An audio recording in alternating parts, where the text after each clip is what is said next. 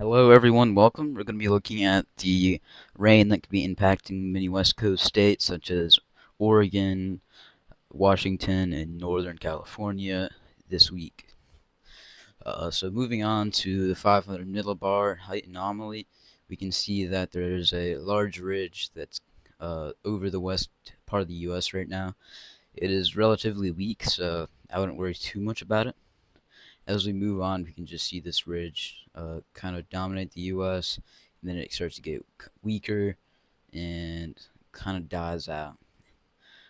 Moving to Wednesday, we can see a trough start to push through the northern part of the U.S., and then moving on to Thursday, we see a second trough. This could bring in easier storm formation and make things a lot wetter and rainier. Moving on to the precipitable water, you can see on on Sunday there's a big kind of stream of precipitable water that comes in, making everything a lot heavier in terms of rainfall.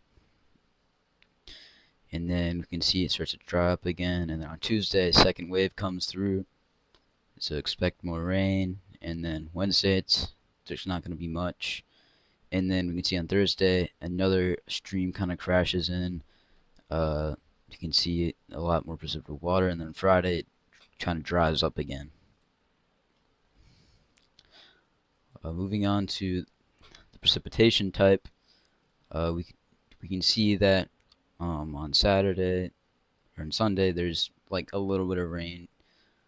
Um, on Monday there's some more, maybe even a tiny bit of snow in the northern parts of Washington. And then on Tuesday in the Cascades you might see some more snow. Moving to Wednesday, Wednesday night, the Cascades may see some more snow and then some more rain for the rest of the state. And then moving on to Thursday, we can see another storm kind of crash in. There's more snow for the colder areas, and then this storm treads along. Next up is this model. So we can see that we have a wind increase in the ocean on Sunday. This is probably from the storms moving in, probably an outflow boundary. And then on Tuesday, there's not much, but you can see something kind of coming in around 1 p.m. The winds increase as the storms start getting closer. And then Wednesday, there's kind of like a kind of consistent stream of wind.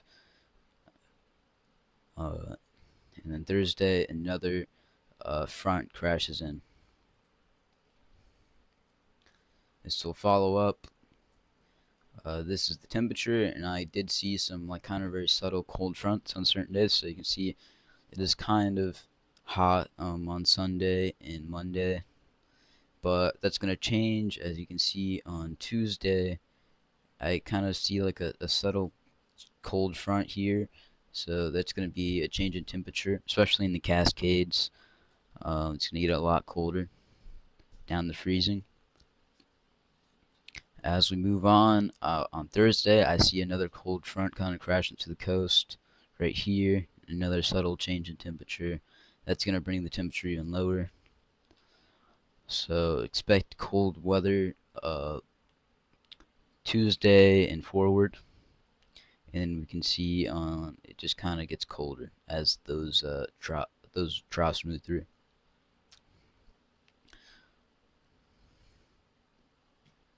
Here we go at reflectivity.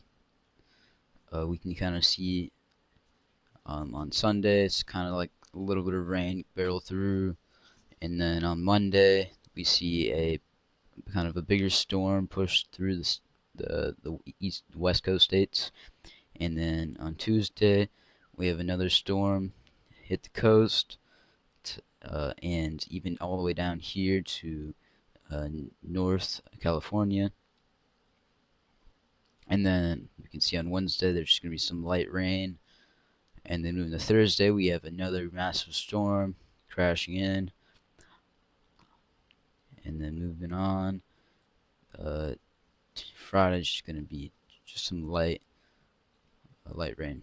So be prepared on, especially on Tuesday and Thursday, as there's gonna be a lot of heavy rain then, possible flooding for some areas, and snow for the Cascades after Tuesday, when those cold fronts kind of move in.